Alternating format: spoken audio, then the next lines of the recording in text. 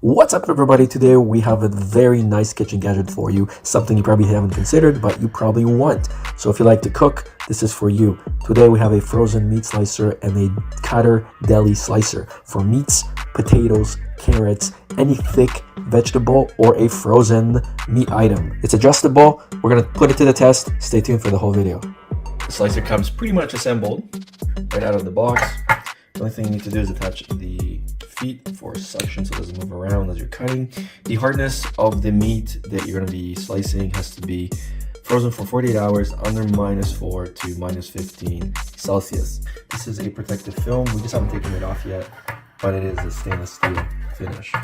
So first we're going to put our feet on. Here's one foot. You can see that there's a hole right there, so we just go right through the hole with the provided screw and tighten it up with an Allen key. So there's one here, one there, one here, one here. Put a little water underneath if you're concerned. There you go. Now it doesn't move. So now to lift this up, you simply lift this up. Now the blade is located right here. They did provide you with a spare blade that is underneath there. And there's two of them. Now remove the plastic. Now I guarantee you're gonna lose your mind trying to remove all that plastic wrapper.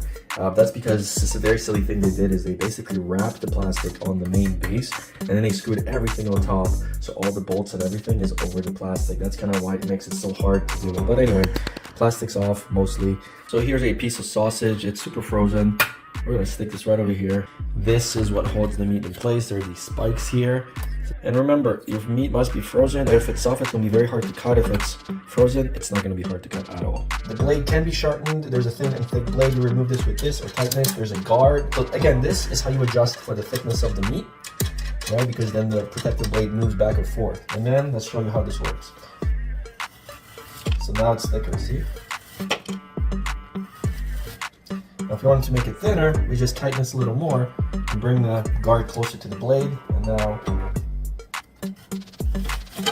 thinner. So thin, thin, thick. So you can control and vary it. Now this will not just work with meat, but veggies as well. All right, so we remove the plastic, we push the blade a little further, and now slice. Now the cucumber is a little soft, but it's still hard, so it still makes it easy to make nice slices. And if we want a thinner slice, like I said, we just tighten these knobs counterclockwise. This will push this guard closer to the blade, therefore creating thinner slices.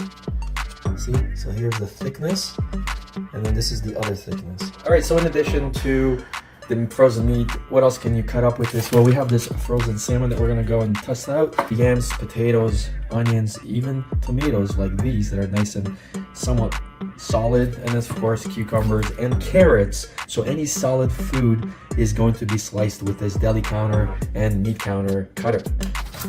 You can see how nice and quick everything is moving.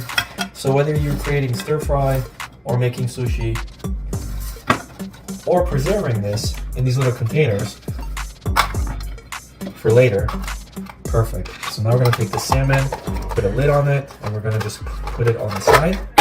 Next, let's taste out this yam. So yams are actually really thick, as you guys know. So let's see how well this handles. We're not gonna peel it, normally we would. So if you wanna make fries or chips even, this is absolutely amazing for you to use.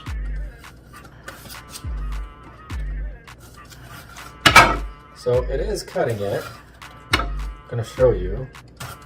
But here are the slices. Not the best, but if you have a lot of tomatoes to go through, maybe something you may want to do. And again, we're just gonna go and store these in our trusty containers.